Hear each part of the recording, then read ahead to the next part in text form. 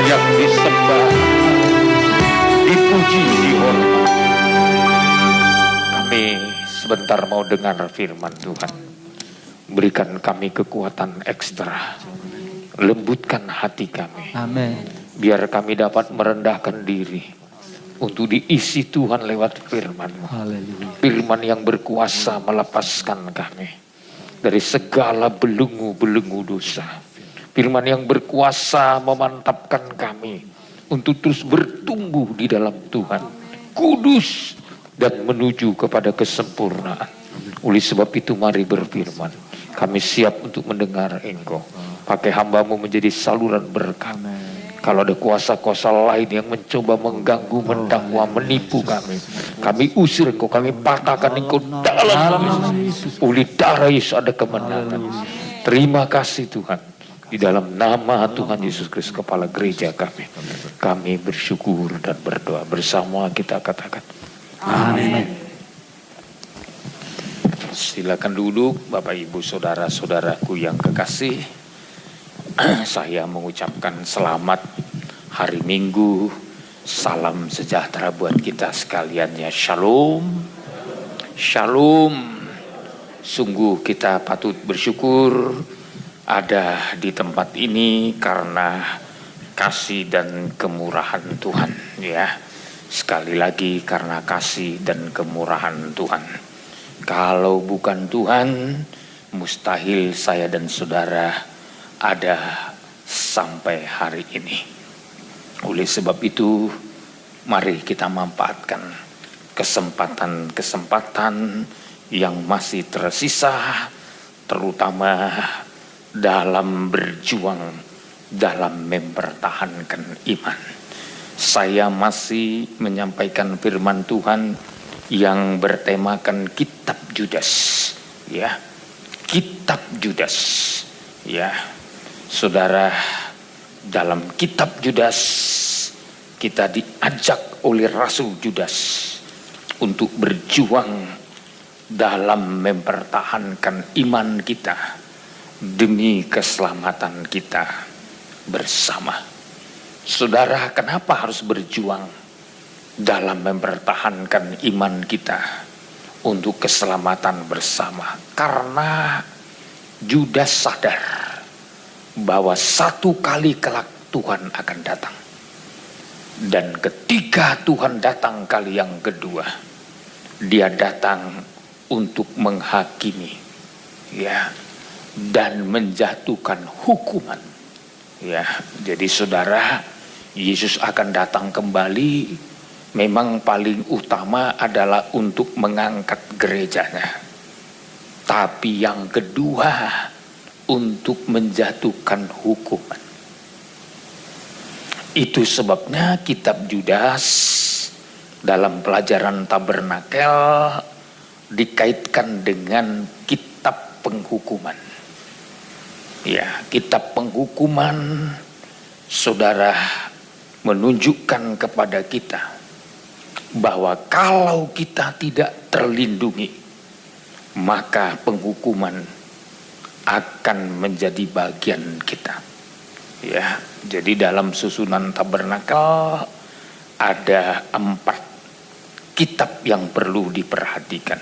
Ya, kalau dari susunannya Yakobus, Petrus, suratan Yohanes, dan yang terakhir yang paling atas namanya kitab Judas. Ya, jadi itu menunjuk kepada tudung tabernakel. Ya, oleh sebab itu tudung yang paling dekat dengan kita, ya, dengan orang-orang yang beribadah, ya. Kalau saudara boleh menunjukkan gambar tudung tabernakel, ya, ini dia saudaraku. Jadi di dalam ini ada ruangan suci dan ruangan maha suci. Jadi yang paling dekat dengan ruangan suci dan ruangan maha suci, tudung yang disebut tudung tabernakel. Tudung tabernakel itu terbuat dari kain yang disulam, saudara.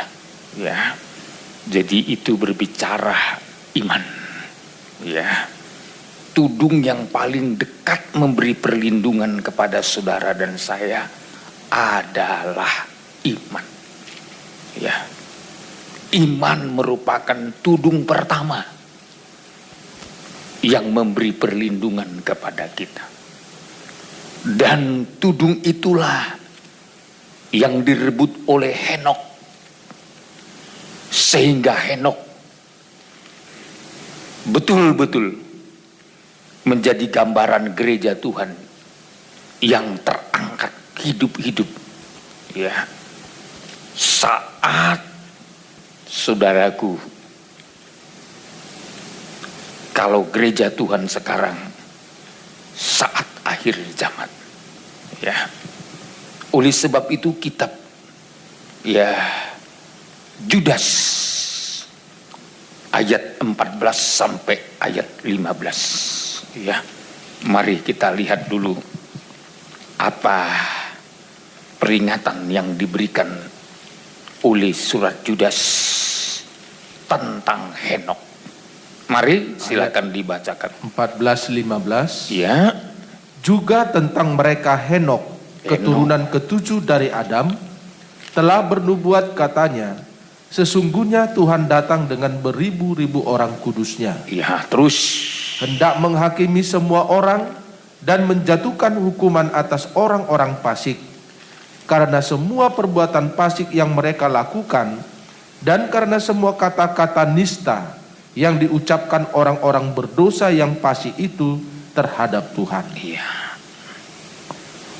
Jadi nubuat yang diterima oleh Henok, Tuhan akan datang. Ya, saya melihat ini luar biasa. Ya, pada zaman Henok itu belum banyak orang kudus. Manusia pun masih bisa dihitung dengan jari. Masih generasi ketujuh. Ya, kita tahu kan anak-anak Adam tidak terlalu banyak. Ya, ada Kain, Abel mati lalu diganti sama Set, terus sampai generasi yang ketujuh. Gak banyak orang, ya. Tapi ketika Henok menerima firman, dia mendapat firman nubuat yang dimana Tuhan menunjukkan kepadanya Tuhan akan datang dengan beribu-ribu orang kudus. Ini nubuat atau pandangan yang luar biasa. Ya. Henok masih hidup dalam generasi ketujuh, tapi mata rohaninya tembus melewati zaman kita ini. Sampai sekarang Tuhan Yesus belum datang. Jadi berarti saudaraku, apa yang dilihat oleh Henok jauh melampaui dari zaman ke zaman ke zaman sampai kedatangan Tuhan kali yang kedua. Jadi berkat besar yang diberikan Tuhan kepada Henok itu luar biasa, ya. Dan biasanya Tuhan memberikan itu kalau kita percaya. Tuhan tidak memberikan kepercayaan, apalagi perkara-perkara besar, kepada orang yang tidak mau percaya. Nggak mau Tuhan. Ya. Tuhan itu memberikan perkara-perkara besar kalau kita percaya. Maka ditulis dalam Ibrani 11, Henok tergolong orang yang memiliki iman. Ayat 5 dulu, ayat 5. Kelima, karena iman Henok terangkat supaya ia tidak mengalami kematian. Iya, terus. Dan ia tidak ditemukan karena Allah telah mengangkatnya, sebab sebelum ia terangkat ia memperoleh kesaksian bahwa ia berkenan kepada Allah. Karena iman, Henok terangkat. Andai kata Henok tidak percaya kepada Tuhan, tidak mungkin dia masuk dalam pengangkatan. Tapi sebelum dia terangkat, berarti Henok sudah lebih dulu percaya. Sudah lebih dulu respon akan firman. Saya mau katakan, jangan harap kita terangkat kalau di hari-hari ini kita nggak respon sama firman. Kalau hari-hari ini kita kurang percaya sama firman, nggak ada modal kita untuk terangkat. Jadi modal pertama, Henok dipersiapkan untuk terangkat. Dia menerima firman nubuatan bahwa Tuhan akan datang dengan beribu-ribu orang kudusnya. Dia tangkap, dia ngerti, oh Tuhan akan datang. Ya. Lalu firman yang diterimanya ini dia tidak mau lupakan. Walaupun kedatangan Tuhan masih lama, langsung dia tangkap. Dia nggak mau lalai. Sebagai bukti dia tangkap. Ketiga anaknya lahir, dia beri nama Metusalah. Metusalah artinya Tuhan datang untuk menghakimi. Maka di Kejadian pasal 5, saudara, ya, kita lihat ayat 21, ya. Ayat 21. Iya. Setelah Henok hidup 65 tahun, ia memperanakkan Metusalah. Metusalah. Kenapa diberi nama Metusalah? Karena dulu, zaman-zaman dulu kalau orang diberi nama, ada kaitannya pertama dengan pengalaman. Yang kedua dengan visi ke depan. Ya. Jadi Henok memberi nama anaknya Metusalah supaya ketika dia melihat anaknya ini, dia sedang berbicara, Tuhan datang. Tuhan datang. Tuhan datang. Ya. Maka setiap kali dia berjumpa dengan anaknya, dia sedang menanamkan firman Tuhan untuk selalu diingat. Tuhan datang akan menghakimi. Tuhan datang akan memberikan hukuman. Maka inilah yang mendorong Henok untuk hidup betul-betul bergaul dengan Tuhan. Ini yang membuka hatinya untuk tetap dekat dengan Tuhan. Sejak umur 65 tahun. 1 jam pun, 1 detik pun dia tidak mau lalaikan hubungannya dengan Tuhan. Kalau saudara ngerti betul-betul Tuhan mau datang, hari-hari ini menjadi sangat berharga untuk kita. Kita masih diberi hidup oleh Tuhan. Kesempatan untuk mempersiapkan diri dalam menyongsong kedatangan Tuhan. Kenapa orang main-main hari-hari ini? Ibadah kurang respon, percaya kurang mantap, karena nggak memperhatikan kedatangan Tuhan. Kalau saudara tahu Tuhan segera datang, waduh, kita tidak mau malu nanti waktu Tuhan datang. Kita ingin ketika Tuhan datang kali yang kedua, kita memiliki keberanian percaya untuk ketemu dengan Dia. Andai kata kita nggak siap, Tuhan datang kali yang kedua, kita akan malu ketemu dengan Dia. Tidak berani ketemu muka dengan Tuhan. Apalagi ketika masih ada dosa yang tersimpan di dalam lubuk hati kita yang terdalam. Kita nggak berani. Ya. Tapi ketika sudah terjadi pemberesan, sudah terjadi kelepasan, sudah terjadi penyucian, kapanpun Tuhan datang, kita berani berkata, oh Tuhan, aku percaya Engkau datang untuk menjemputku.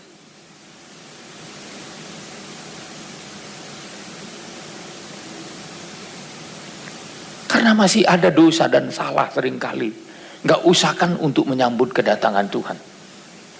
Kadang-kadang untuk beribadah pun kita malu rasanya. Mau berdoa pun kadangkala kita gak berani sama Tuhan. Ketika masih ada yang menuduh hati kita,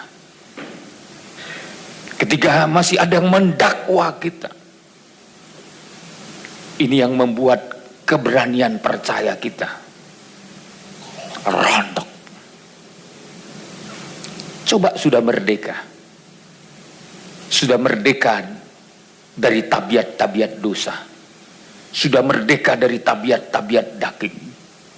Saya yakin mati atau hidup, kita sudah siap ketemu dengan Tuhan. Haleluya, haleluya. Mati atau hidup, kita sudah siap untuk berjumpa dengan Tuhan. Tapi kalau masih ada yang mengganggu, ya, oleh sebab itu saya seringkali berkata, kalau kita masih diberikan Tuhan kesempatan, ini kesempatan untuk Tuhan memulihkan saya dan saudara dengan kasih-Nya yang luar biasa. Kita sering mengangkat lagu itu, tidak banyak lagi. Masih ingat lagu itu? Kidung Mempelai, ya. Tidak banyak lagi waktu yang ada sekarang. Jangan mengundurkan diri. Biarlah roh kita tetap menyala oleh api kasih mempelai yang takkan terpadamkan. Mari tetap semangat, berdirilah teguh dan tidak goyah di dalam pengajar mempelai Alkitabiah. Segera. Kalau kita tahu tidak banyak waktu lagi, ini merupakan kesempatan bagi kita. Henok nangkap. Dia percaya firman. Karena dia percaya firman, dia perkatakan firman itu melalui nama anaknya. Metusala, Metusala, Metusala. Tuhan datang untuk menghakimi. Jadi setiap kali dia melihat anaknya, oh dia diingatkan, Tuhan datang untuk menghakimi. Tuhan datang untuk menghakimi. Ini membuat hatinya takut akan Tuhan. Ini yang membuat dia tidak macam-macam dalam hidupnya yang singkat. Coba kita perkatakan firman Tuhan setiap saat. Firman itu berkuasa loh. Perkatakan lewat mulut kita. Firman Tuhan.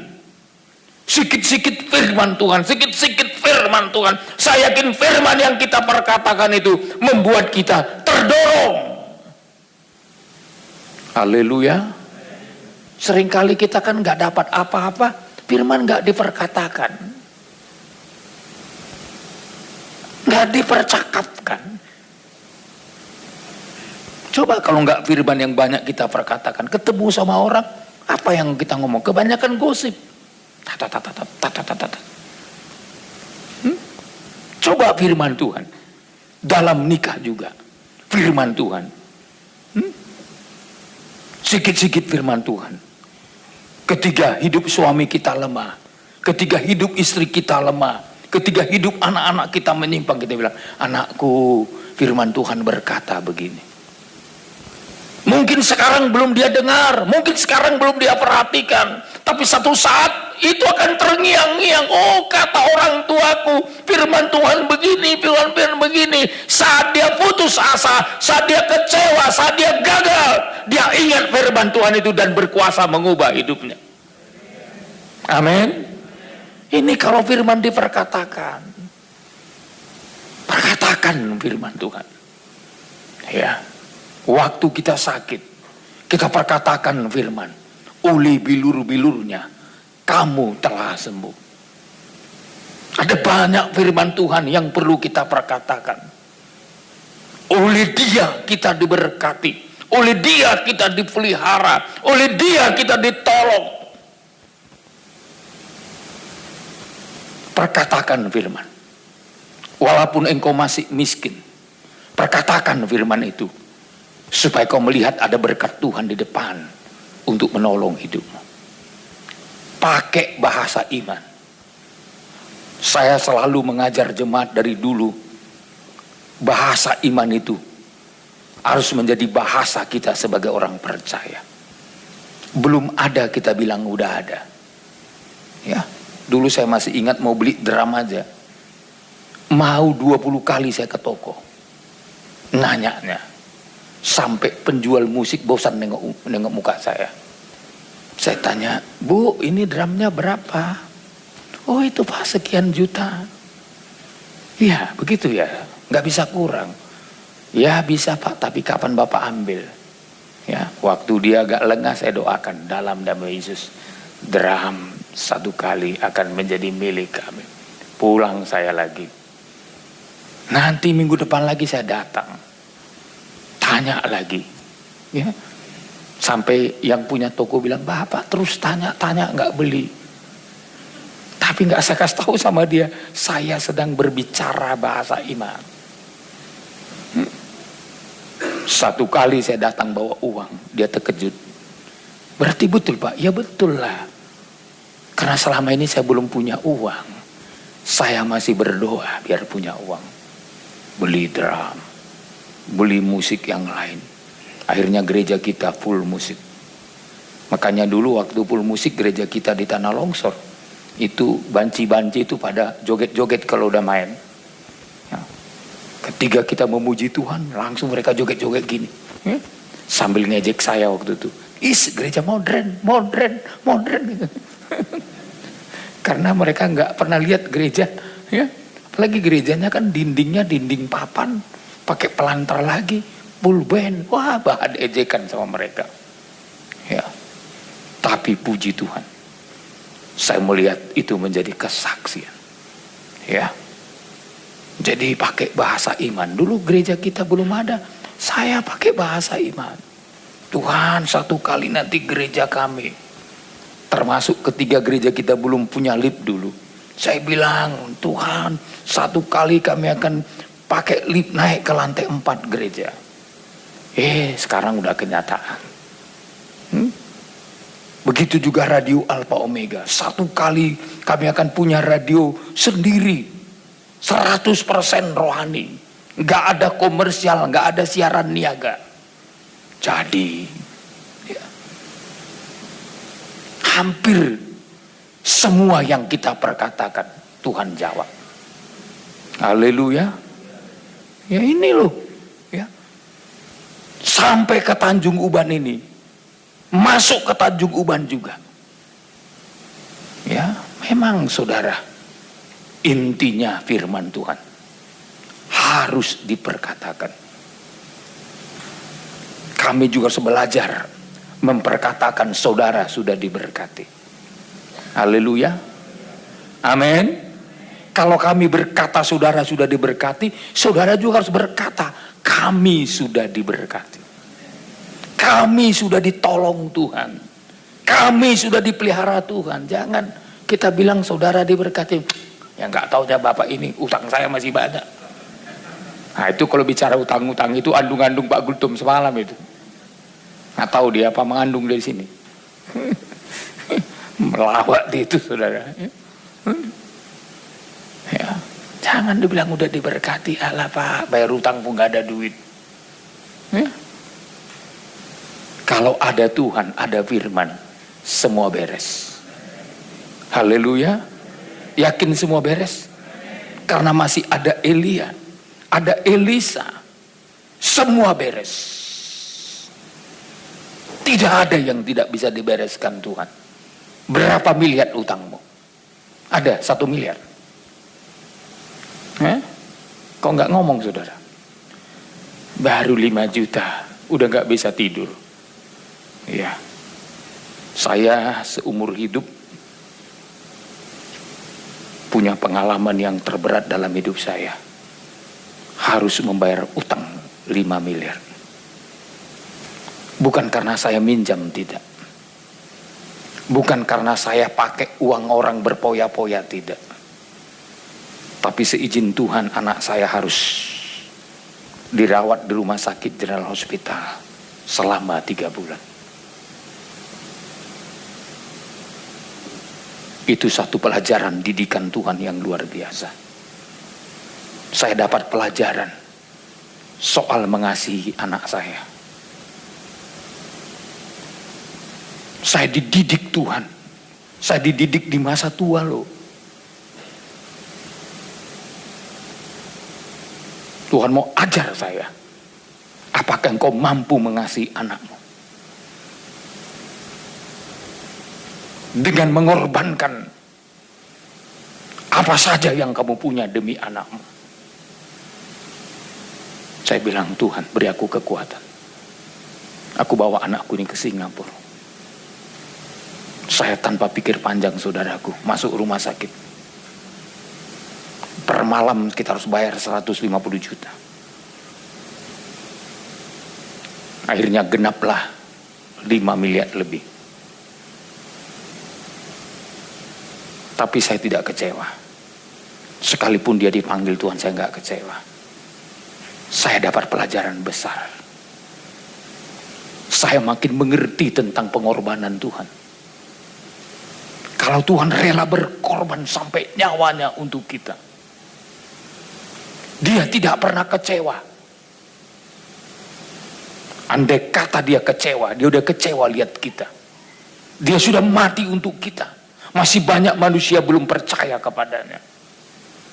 Dia sudah rela mati tersalib, dia tersiksa, teraniaya, dihina, ditelanjangi, tapi dia tetap setia sampai mati di kayu salib.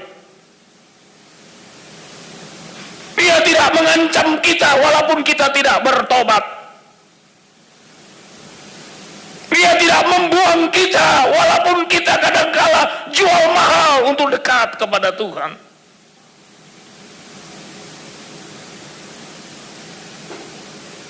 Saya dapat pelajaran terbesar saudara. Bagaimana pengorbanan seorang bapak untuk anak-anaknya. Saya memandang Yesus Kristus. Dan sejak itu saudaraku, saya semakin mengerti nilai kasih dan pengorbanan. Andai kata saya tidak rela mengasihi dan berkorban, saya akan biarkan anak saya. Apalagi waktu itu dokter bilang begini sama saya, Pak, biasanya orang berobat sini gak ada uangnya bayar, langsung pulang aja lari katanya. Bapak pun kalau mau pulang silakan pulang, bawa anak bapak. Saya bilang, dokter, saya ini pendeta, saya hamba Tuhan, 1 rupiah pun saya akan bayar, tapi beri saya kesempatan untuk menyicilnya. Ketika saya pulang dari Singapura ke Batam bawa anak saya, Tidak ada satu jaminan pun bahwa itu uang biayanya 5 miliar harus saya bayar, nggak ada. Nggak ada paspor yang dicatat atau ditahan. Pokoknya saya diberi kesempatan pulang, membawa anak saya pulang. Tapi setelah sampai di Batam, saudaraku, anak saya dipanggil Tuhan. Setiap bulan saya perintahkan pendeta Sibarani untuk membayar 3 bulan sampai lunas total. 5 rupiah pun kita nggak punya utang, saudaraku. Saya merasa berhasil melaksanakan tanggung jawab saya sebagai orang tua karena kasih. Kalau karena kasih nggak ada yang berat. Haleluya. Kalau Anda melakukan segala sesuatu karena kasih, nggak berat. Nggak berat melayani suami, nggak berat melayani istri, nggak berat melayani anak-anak, nggak berat melayani orang lain kalau didorong oleh kasih Tuhan. Sejak itu bagi saya, sepertinya semua tak ada harganya kecuali Tuhan. Sejak itu pandangan saya terhadap uang sepertinya mati, saudara. Lewat didikan itu saya dapat pelajaran, rupanya uang tidak dapat menambah napas hidup kita satu hari pun. Uang tidak bisa menyelesaikan persoalan kita. Sekalipun kita perlu uang, ternyata intinya hanya Tuhan. Haleluya. Haleluya. Ini saya dapatkan setelah saya punya usia yang makin menaik.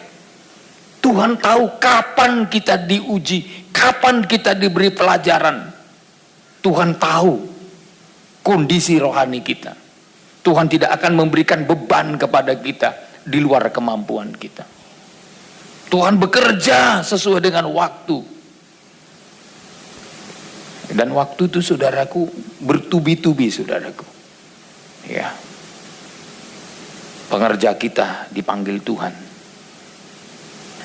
Abang saya dipanggil Tuhan. Bayangkan semua jaraknya 2 bulan. 2 bulan, 1. 2 bulan lagi, 1 lagi. 2 bulan, 1 lagi. Bayangkan waktu saya bawa mayat abang saya dari Singapura ke Batam. Saya sedang meninggalkan anak saya dalam keadaan koma di Singapura. Saya harus pulang membawa mayat abang saya. Saya masih ingat itu dibawa dengan mencarter speed, saudaraku. Ya. Dari Tanah Merah Singapura harus dibawa ke Sekupang. Itu pun tibanya malam, saudaraku. Gak bisa lewat pintu gerbang lagi, lewat samping-samping mayatnya. Ya. Lalu beberapa hari di Batam dikuburkan. Sore abang saya dikubur. Sorenya saya harus berangkat lagi ke Singapura untuk melihat anak saya yang dalam keadaan koma. Ya. Kalau bukan Tuhan menjadi tempat penghiburan, pasti putus asa. Anak masih koma, abang harus dikubur.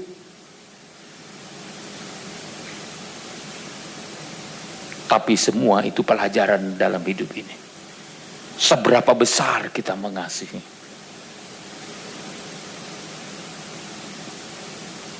Jadi firman Tuhan perlu diperkatakan. Haleluya. Biar Anda kuat. Ya. Makanya kita pakai nyanyian pengajaran yang dinyanyikan firman. Ya. Maka lagu-lagu kidung mempelai itu mengagungkan pengajaran. Maka ada lagu kita, kau ajarku untuk kuat dan bertahan. Kau ajarku tak merisaukan gelombang. Kau ajarku tenang dan jangan gelisah. menghadapi tantangan di dunia, dan firman-Mu teduhkan resah hatiku, dan firman-Mu bawaku dekat padamu, dan firman-Mu sucikan kehidupanku. Ku bangga sebab firman pengajaran-Mu. Jadi perkatakan firman. Haleluya. Yesus menang aja pakai firman. Ketika dia dibawa ke pencobaan, iblis membawanya ke dalam pencobaan. Tapi iblis itu mundur karena perkataan-perkataan firman. Iblis katakan, jadikan batu ini jadi roti. Kau kan lapar, Yesus. Kau butuh makan. Lakukan mujizat. Kamu kan sanggup membuat batu menjadi roti. Tapi Tuhan gak mau. Bukan tidak bisa, terlalu kecil membuat batu menjadi roti. Tapi apa kata firman Tuhan? Manusia hidup bukan dari roti saja, melainkan dari firman yang keluar dari mulut Tuhan. Oh, iblis bukan langsung atrek, datang lagi dengan pencobaan kedua. Dia bawa Yesus ke bebungan bait Allah yang cukup tinggi. Apa kata iblis? Sebenarnya tujuan gini, Yesus, tunjukkan kehebatanmu. Jatuhkan dirimu dari bebungan bait suci ini. Malaikat-malaikat akan diperintahkan untuk menangkap engkau. Apa kata Yesus kepada iblis? Ada tertulis, jangan mencobai Tuhan Allahmu. Tuhan tidak mau, saudaraku, menunjukkan kehebatannya walaupun dia hebat. Gak usahkan terjun dari bubungan bait suci. Dari langit sendiri pun, kalau dia menerjunkan diri tak akan mati dia. Dialah Tuhan yang berkuasa. Tapi dia nggak mau melakukannya. Dia katakan kepada iblis, ada tertulis, jangan mencobai Tuhan Allahmu. Jangan lakukan di luar yang Tuhan perintahkan.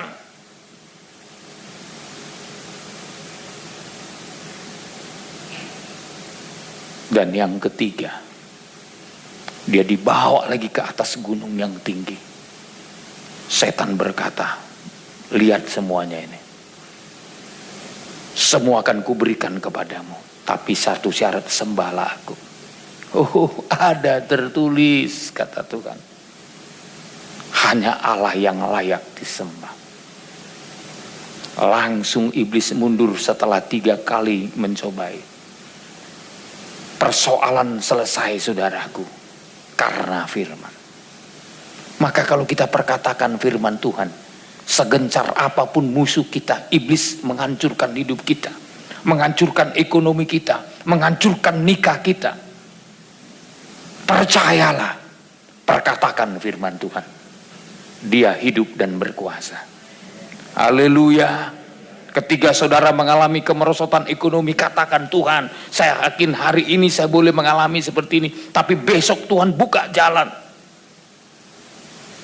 Hari ini saya terpojok, tapi saya yakin jalan keluar sudah Tuhan siapkan. Langsung nyanyikan, jika kau Tuhan membuka pintu, takkan ada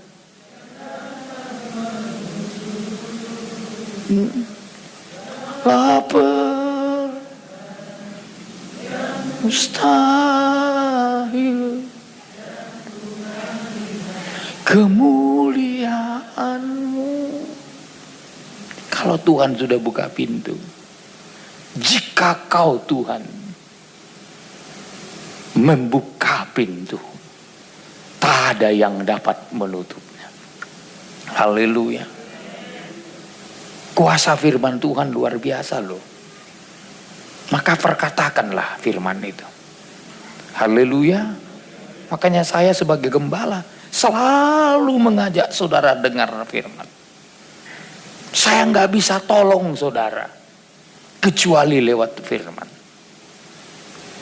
Para rasul dalam pelayanan gereja mula-mula, ada orang-orang yang meminta sedekah. Tapi apa kata Petrus bersama dengan kawan-kawannya? Emas dan perak tidak ada padaku, tapi berjalanlah dalam nama Yesus.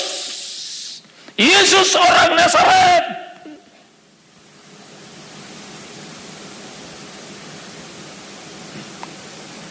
Dia tahu dia tidak bisa menolong melalui emas dan perak, tapi lebih hebat dari emas dan perak ada pada Yesus. Haleluya. Kadangkala saudara, jangan melihat pertolongan itu segi uang. Lihat pertolongan itu yang datangnya dari Tuhan. Haleluya. Anda akan kecewa bergaul, bersaudara, berkeluarga. Bahkan suami istri juga bisa kecewa kalau hanya melihat pertolongan datangnya hanya dari segi keuangan. Tapi Anda harus percaya, pertolongan ada dalam nama Yesus. Haleluya. Haleluya. Ikut Tuhan. Pertolongan yang tertinggi ada pada nama Yesus Kristus. Ya, orang ini yang lumpuh ini berjalan. Cek. Kalau yang lumpuh sudah bisa berjalan, saya yakin bagi dia uang tak ada harganya dibandingkan kakinya sudah bisa berjalan. Dengan kaki yang sudah bisa berjalan, dia akan bisa bekerja. Dia yakin pasti ekonominya bisa dipulihkan. Makanya saudara, kadangkala kita minta pertolongan, tetapi pertolongan itu yang terhebat dan yang terbesar itu ada pada Yesus Kristus. Haleluya. Haleluya. Makanya kalau orang nggak bisa tolong saudara pakai uang, tapi Yesus bisa menolong saudara dalam segala perkara, mana Anda pilih? Kalau saya, pastilah Yesus saya pilih, karena dia dapat menyelesaikan semua perkara. Ya, haleluya. Dia dapat menolong seluruh pergumulan kita. Ya, kalau uang dikasih 10 juta, terus apa yang bisa dibuat 10 juta? Dikasih 1 miliar. Saya pernah dikasih orang 1 miliar saudara, tapi nggak usah saya sebutkan siapa orang. Nggak tahu saudara, nggak sampai 3 bulan habis semua saya bikin. Sepertinya nggak ada nilainya. Tapi ketika kita dipelihara oleh Tuhan, aduh, hari ini kurang, besok Tuhan buka jalan, besok habis lagi, besoknya lagi Tuhan buka jalan, sampai putih rambut kita, sampai masa tua kita, Yesus tetap dia menjadi penolong dalam hidup kita semua. Beri tepuk tangan dulu yang meriah bagi Tuhan. Sampai putih rambut kita, sampai masa tua kita. Sekali lagi saudaraku, apa yang mendorong Henok untuk mempercayai firman Tuhan? Oh, luar biasa. Dia didorong oleh keyakinannya karena yang disampaikan oleh Tuhan soal kedatangan Tuhan. Langsung dia rekam, langsung dia perkatakan, langsung diberikan nama anaknya Metusalah. Tiap hari dia bergaul dengan anaknya yang bernama Metusalah. Berarti tiap hari dia ingat firman Tuhan. Makanya Alkitab katakan, renungkanlah Taurat Tuhan siang dan malam, supaya kamu bertindak hati-hati. Kalau kita berhasil merenungkan Taurat Tuhan siang dan malam, Mazmur berkata, apapun yang kita kerjakan berhasil. Kepada Joshua Tuhan berkata, ya jangan lupa merenungkan Taurat Tuhan siang dan malam. Kamu akan berhasil menjadi pemimpin yang membawa bangsa Israel masuk ke tanah Kanaan. Kalau udah Tuhan, firman Tuhan nomor 1 dalam hidup kita ini, ya.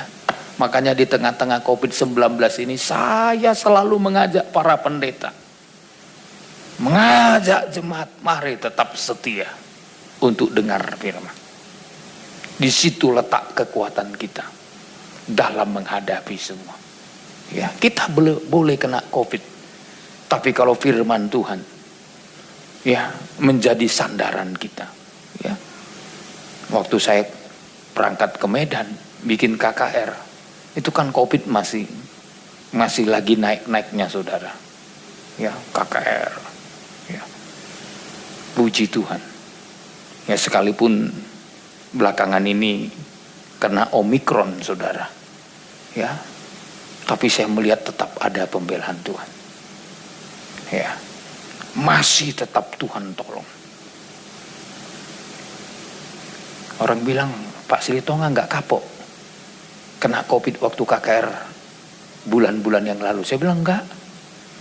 Datang lagi saya, KKR lagi. Ya.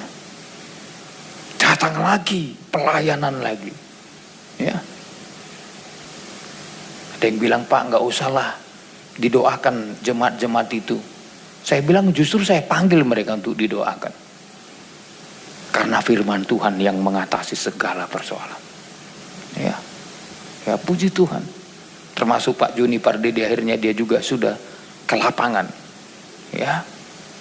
Untuk menyampaikan firman Tuhan. Ya. 1 hari, 2 hari, 3 hari dia telepon saya, Pak, udah 3 hari Pak, sepertinya nggak ada tanda-tanda kena, katanya. Ya nggak kena lah terus, saya bilang. Orang dilindungi Tuhan kita. Haleluya.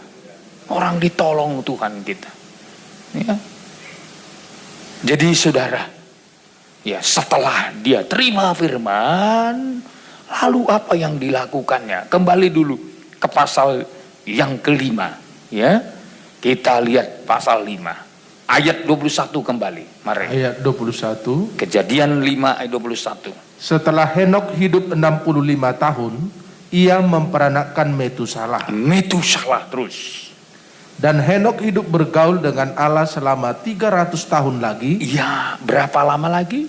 300 tahun lagi. 300 tahun lagi terus. Setelah ia memperanakkan Metusalah, dan ia memperanakkan anak-anak lelaki dan perempuan. Terus. Jadi Henok mencapai umur 365 tahun. Terus. Dan Henok hidup bergaul dengan Allah, lalu ia tidak ada lagi, sebab ia telah diangkat oleh Allah. Iya. Jadi pertama dia didorong oleh Tuhan lewat firman nubuat. Lalu keputusannya bergaul dengan Allah. Selama 300 tahun lagi. Istilah bergaul dengan Allah dalam terjemahan lain adalah berjalan bersama dengan Tuhan.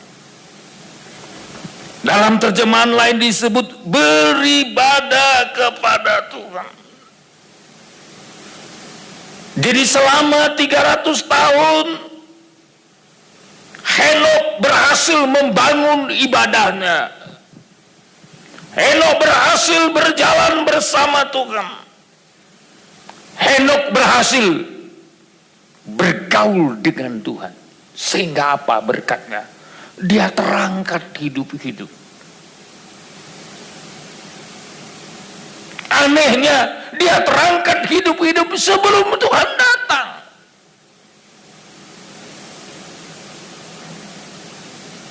Padahal firman yang datang kepadanya Tuhan akan datang bersama orang kudusnya dengan beribu-ribu orang kudusnya. Tentu saudaraku, itu berbicara zaman akhir. Tapi Henokh mendapat prioritas. Sebelum zaman akhir tiba, dia sudah duluan ke sorga. Amin. Mau duluan ke sorga? Mau? Atau masih ingin di dunia ini lebih lama-lama? Saya yakin kalau saudara dikasih prioritas naik sorga duluan, nggak akan ada yang nggak mau. Apalagi banyak persoalan, ada kemiskinan. Ditawarkan, mau sekarang ke sorga? Pasti tunjuk tangan langsung, saya. Tapi kalau nggak ngerti firman Tuhan, takut. Pendeta Gilbert katakan gini, kenapa kita belum mati? Karena rumah kita belum selesai, katanya. Nanti kalau rumah kita udah selesai, dengan sendirinya kita akan pergi ke sana. Langsung nyanyi. Kalau dulu ada lagu, ku pergi saat kesusahan datang, ku pergi. Sangkakala bunyilah orang saleh naik semua. Saat kesusahan datang, ku pergi. Kalau bahasa Batak lagi, berhata dinaro pangalelean berhata. Artinya pangalelean itu datang aniaya, datang kesukaran, kita terbang. Haleluya. Mau terbang? Karena nanti ada sayap burung nazar yang besar diberikan kepada kita, 2, nggak boleh 1. Kalau 1 nanti gini-gini deh saudaraku, mereng-mereng terbangnya. Maka dikasih 2 sayap, kata kita Wahyu. Itulah firman dan Roh Kudus. Tadu, sekali 2 gini, naik ke atas, terbang saudara, untuk ketemu dengan Tuhan. Maka modal kita untuk terbang salah satu, penuh Roh Kudus, penuh firman. Haleluya. Kalau 1 nanti mereng loh. Mau naik ke atas takut saya nungki. Harus dua-duanya. Saya kalau bayangkan mau terangkat ini, aduh, kapan lah terjadi di dalam hatiku. Tapi saya nggak mau terangkat sendiri. Saya ingin bersama saudara semua. Haleluya.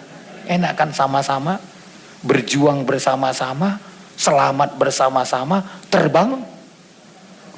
Ya kalau cuma kami aja yang terangkat, atau saudara aja yang terangkat, kami tinggal gimana kira-kira? Sedih loh. Kalau suami aja terangkat, istrinya di bawah, Papa, aku kok gak ikut terangkat?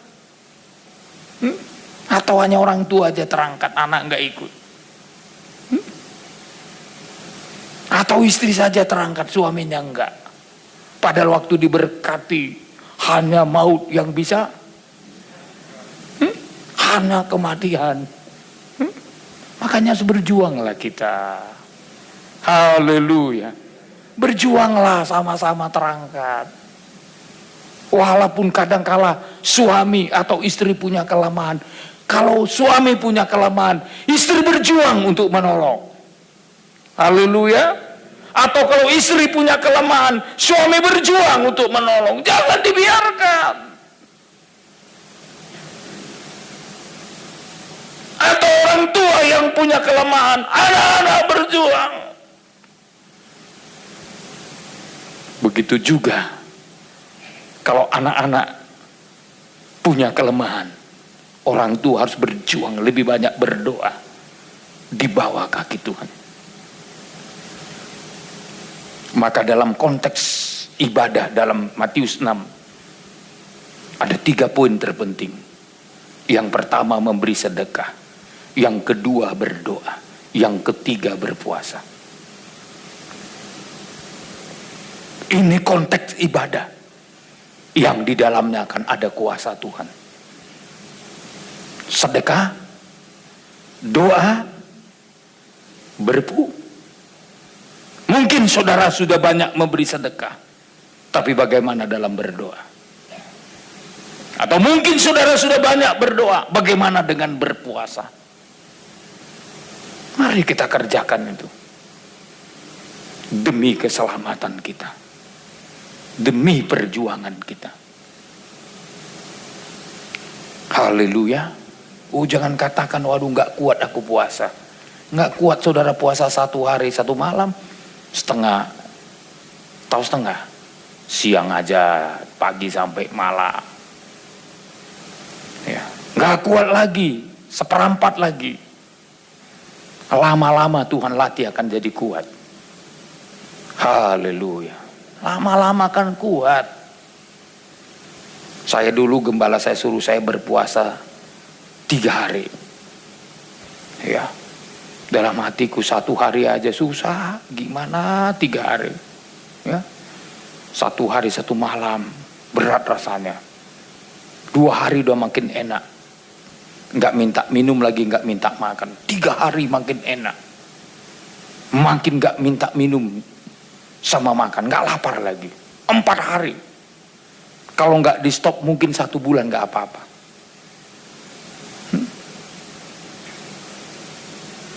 Memang awal-awal berat saudara. Ya. Tapi kalau kita sudah makin menyerahkan diri kepada Tuhan, tidak ada yang sulit. Ya. Dan waktu itu, karena Tuhan tahu kami belum kuat berpuasa, dibikin Tuhan puasa terpaksa. Tahu puasa terpaksa? Nggak ada beras. Jadi suka nggak suka puasa. Termasuk istri pendeta kami puasa. Baru melahirkan puasa loh. Ya, sampai ibu gembalanya lemas-lemas jalan. Ya, karena nggak makan saudaraku, padahal baru melahirkan. Tapi puji Tuhan, saya melihat banyak kali mujizat. Karena telah menyerahkan diri dalam doa dan puasa. Selalu ada jalan keluar. Saya sendiri menjadi saksi. Gembala saya memerintahkan kami berpuasa. Belum pernah lebih dari 3 hari sudah datang mujizat. Karena dulu gembala kami bikin peraturan. Tidak boleh buka sebelum dapat mujizat. Kalau udah mujizat baru buka. Jadi Pak pendeta sama istrinya pergi ke pasar. Sudah 3 hari ini kami puasa. Saya sendiri di pastori menunggu mujizat dari Tuhan. Lalu tiba-tiba mobil jeep antara jarak gereja dengan jalan di depan itu ada 100 meter. Begini-gini dia melambai-lambai. Siapa itu saya pikir sambil dia klekson mobilnya. Pak, iya saya kan udah lemas. Jalan pun udah berat saudaraku. Jalanlah ke depan sambil sambil hampir pusing mau jatuh saudaraku. Sampai dekat mobilnya dia bilang, Pak ini ada berkat. Ada beras 1 goni, ada telur, ada indomie, ada ikan sarden. Tolong diturunkan Pak katanya. Hah? Mau nurunkan? Itu berasnya bukan 20 kilo, bukan 50. Yang goni besar kali itu 100 kilo. Tak usahakan menurunkan. Menggeser pun tak bisa saya. Saya bilang, Pak saya nggak bisa menggesernya. Ya. Tolonglah Bapak turunkan di sini. Ya. Dia jatuhkan dari mobil jeepnya ini. Jatuhlah beras itu. Indomie, telur, letakin di situ. Saya bilang makasih. Ya. Tolong Pak bilang nanti. Tolong kasih tahu sama Pak pendetanya ya. Saya belum kenal dia katanya. Ya, dari mana Bapak tahu kami pendeta di sini belum kenal dia? Ya saya belum tahu. Tapi saya digerakkan Tuhan harus ngantar ini. Jadi saya tanya dia Pak. Ya. Nanti siapa nama Bapak yang mau saya sebutkan? Ya. Dia bilang aja lah Sintua HKBP. Jadi dia rupanya penetua HKBP saudaraku. Kerja sebagai kepala klimatologi bagian cuaca di penerbangan di lapangan Japura itu di Air Molek. bilang aja Sintua Penetua HKBP. Waduh saudaraku, pendek cerita, dia putar mobilnya, dia pergi. Saya ngangkat beras ini nggak mampu. Saya buka lah saudaraku, saya ambillah baskom, saya antarlah sikit-sikit ke atas. Ya, tapi kalau 2 kali bolak-balik apa nggak pingsan saudaraku? Dalam keadaan puasa. Tapi saudara, kami sudah janji sama gembala, setiap mujizat datang langsung masak. Langsung saya masak saudaraku. Ya, langsung masak Indomie sama sardennya dan lain-lain saudaraku. Beras masih di tepi jalan saudaraku. Rupanya Pak Gembala pulang dengan ibu itu, udah lihat ada asap di dapur. Berarti sudah ada mujizat. Langsung dia datang, dia bilang, puji Tuhan, pasti sudah ada mujizat. Ya udah lama nggak orang asap sudah ada, saya bilang. Begitu caranya saudara. Jadi ibadah itu kalau ditandai dengan ada sedekah, ada doa, ada puasa, pasti mujizat datang. Beri tepuk tangan dong sama Tuhan. Makanya kalau ada putus asa, datang berdoa, datang berpuasa. Tuhan siap menyelesaikannya. Jadi ternyata Henokh tahu apa yang mau dilakukannya setelah dia menerima firman. Dia bangun ibadahnya. Dia bangun hubungannya dengan Tuhan selama 300 tahun. Menurut catatan, menurut Alkitab, dari semua nenek moyang Henokh, Henokh lah yang paling singkat umurnya. Yang lain-lain saudaraku punya umur cukup panjang, 800 tahun, sekian ratus tahun. Henokh cuma 365 tahun.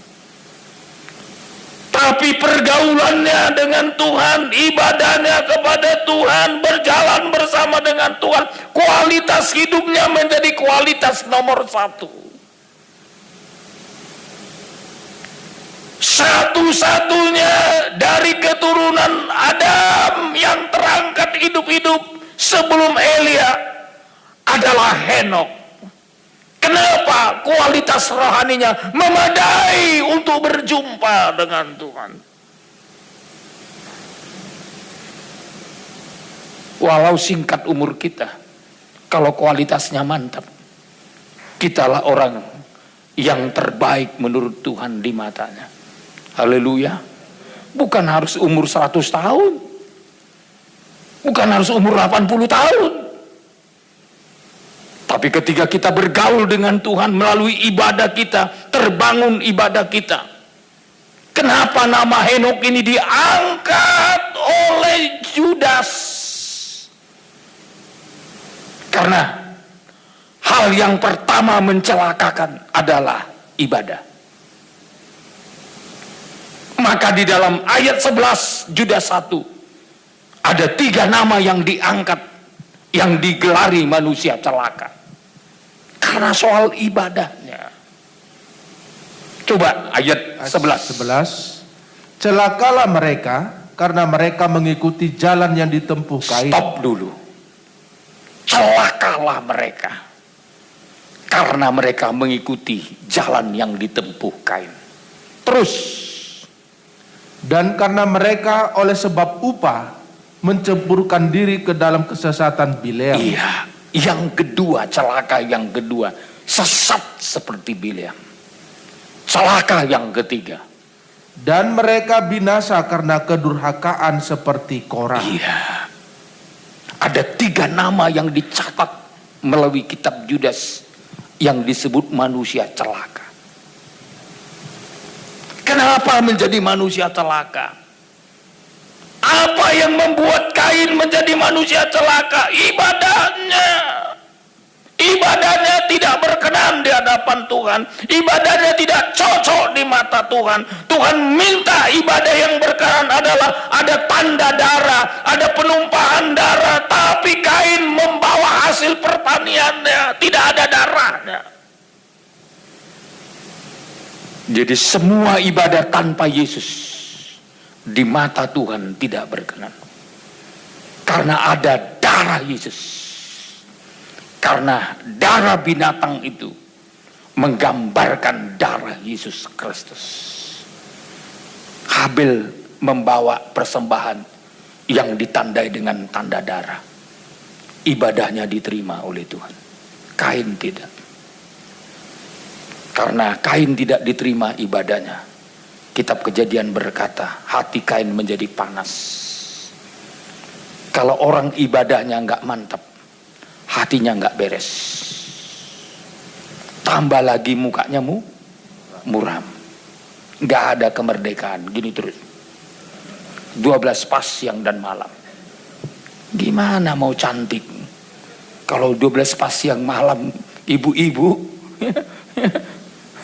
walaupun dikasih dandanan menor, kalau muram, jadi ngeri itu saudaraku.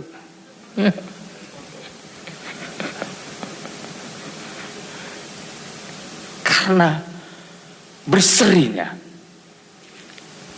Tuhan datang mengoreksi Kain. Apakah wajahmu tidak akan berseri jika engkau berbuat baik? Kalau orang berbuat baik itu mukanya pun jadi cerah itu. Makanya ini bapak-bapak, ibu-ibu, muda-mudi, berbuat baiklah. Biar tanpa makeup engkau cantik. Ah, bukan saya yang ngomong loh, Alkitab yang ngomong. Ya? Coba Kejadian 4 dulu. Ya? Oh, ayat yang ke-6. Ayat 6. Ya. Firman Tuhan kepada Kain, mengapa hatimu panas dan mukamu muram? Ya, terus. Apakah mukamu tidak akan berseri jika engkau berbuat baik? Stop dulu. Kalau kita berbuat baik, muka jadi berseri. Tanpa makeup. Tak usah lama-lama di salon.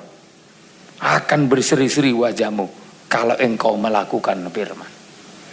Haleluya. Kalau udah beribadah lain suasananya. Ada hubungan dengan Tuhan lain, saudaraku.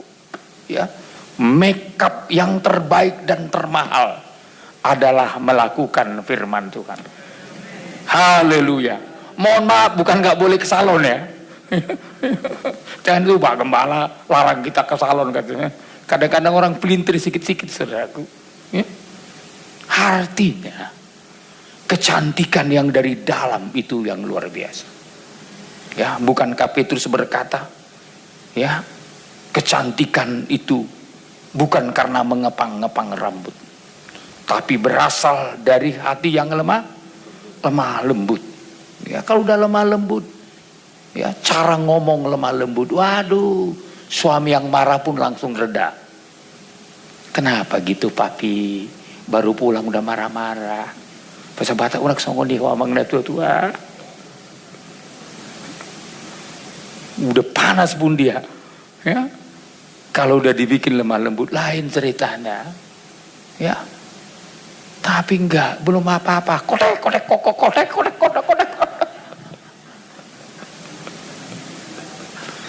Suami belum duduk, saudaraku, ingin pergi lagi. Nah, kalau begininya terus katanya, songong manuk menambar kotek kok kata. Kayak ayam yang berkotek terus. Udahlah cabutlah. Ya, kebetulan ada gede tua yang dekat. Di situ kawan sudah menunggu. Itu nah lagu. Singgahlah di situ, saudaraku. Sudah mulai lengket di gede tua, baru dia menangis. Tuhan, kalau ku tahu begini, nasibku begini, nyesalin nasib, saudaraku. Coba belajar. Apakah mukamu tidak akan berseri jika engkau berbuat baik? Berbuat baik itu membuat wajah kita berseri-seri. Haleluya. Beribadah dan melayani. Aduh, stresnya, depresinya hilang. Yakinlah, saudaraku. Semua kita punya persoalan. Tapi kalau kita sudah hidup seperti apa yang Tuhan kehendaki, semua beres. Kain diingatkan Tuhan sebelum dia jadi pembunuh. Tapi kalau engkau tidak berbuat baik, dosa sudah mengintip di depan pintu katanya. Coba terus, Pak.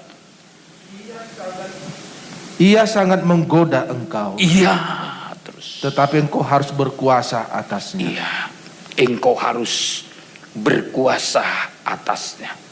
Jadi dosa sudah mengintip di hati orang yang tidak berbuat baik. Dosa sudah ngintip dalam kehidupan orang yang panas hatinya. Apalagi panas hati, waduh, sama suami, sama istri, aduh. Ya. Orang yang bersama dengan kita tiap hari kok kita panas hati.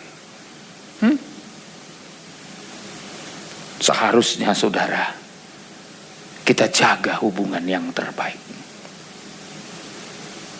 Kalau enggak, dosa sudah mengintip. Dia sangat menggoda engkau.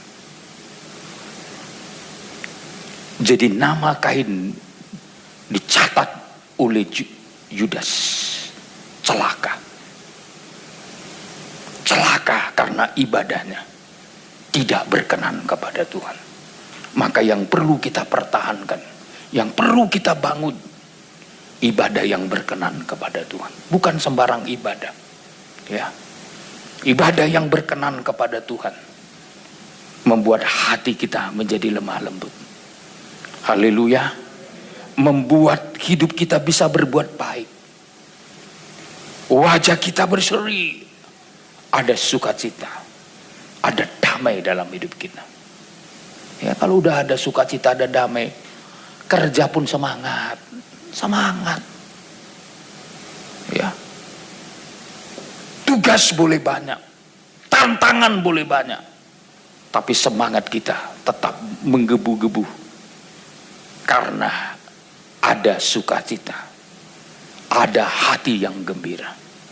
Yang sakit pun kalau hatinya udah gembira, menjadi obat yang manjur. Makanya nyanyikan terus itu. Hati yang gembira adalah obat. Seperti obat hati yang senang. Tapi semangat yang patah keringkan tulang. Hati yang gembira Tuhan senang. Wah, ini hati yang gembira. Kalau udah hati yang gembira, belum disuntik udah selesai. Haleluya. Belum dimakan obatnya, ya, obat yang paling mujarab. Saya kalau check up dengan dokter selalu dibilang, ya, Bapak sebenarnya, ya, kalau menurut medis nggak ada lagi obatnya. Tapi saya bilang dalam hatiku, menurut firman masih ada obatnya. Hati yang gembira. Waktu saya suruh cek paru-paru saya, saudara, ya, karena dulu punya pengalaman riwayat 3/4 paru-paru saya ini sudah hancur, tinggal 1/4 lagi. Dan saya tanya, nggak ada lagi dokter obatnya? Nggak ada, Pak. Karena bekas-bekas luka di paru-paru Bapak itu membuat Bapak kekurangan oksigen. Itu membuat Bapak peredaran darahnya, bekas luka itu kan nggak masuk lagi darah ke situ, ya, sehingga bermasalah. Makanya Bapak nggak boleh capek. Jadi gimana Pak nggak capek? Saya harus khotbah. Itulah sangat berlawanan profesi Bapak dengan keadaan fisik Bapak. Kalau saya sarankan Pak Pendeta, nggak usah banyak khotbah. Saya bilang kalau saya nggak khotbah, dokter, saya mati. Karena saya hidup karena masih diberikan Tuhan kepercayaan. Ya, tapi Pak jangan lama-lama khotbahnya. Ya, apa kodenya? Kalau Bapak sudah batu, gitu, tandanya stop. Jangan dilanjutkan. Ya. Itu udah kode itu. Berarti harus segera selesai itu. Nggak ada obatnya, nggak ada Pak. Tapi untung ada hati yang gembira. Haleluya. Adalah obat. Jadi kan penyakit kan bukan hanya fisik, saudaraku. Pikiran juga kan bisa jadi penyakit. Kebanyakan orang kena penyakit lambung karena ini. Karena pikiran. Jadi apa obatnya? Obat pikiran, hati. Kalau udah hatinya gembira, ya besok nggak ada beras tapi nggak apa-apa. Oh Tuhan tolong buka jalan. Ngapain terlalu takut? Haleluya. Ini ada yang bilang sama saya, Pak, gimana nih gawat dunia ini? Saya bilang dunia boleh gawat, Yesus dan sorga nggak pernah gawat.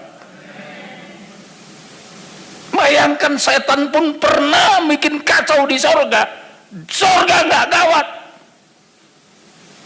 Bahkan kitab Wahyu berkata nanti iblis akan menyerang. Sampai ke sorga dia serang Tuhan. Tapi ingat, sorga tidak pernah gawat. Karena rajanya adalah raja di atas segala raja. Haleluya. Orang yang di dalam Tuhan diproteksi oleh Tuhan. Tuhan jaga kehidupan kita. Jadi saudaraku, kita tidak mau mengikuti 3 model celaka. Tapi apa yang kita teladani? Henok. Bergaulah dengan Tuhan. Janjilah untuk setia. Janjilah untuk mengandalkan Tuhan. Saya yakin 300 tahun kemudian maka tiba pengangkatan. Henok terangkat. Umur 365 tahun. Saya rindu kadang Tuhan Yesus datang menjemput kita.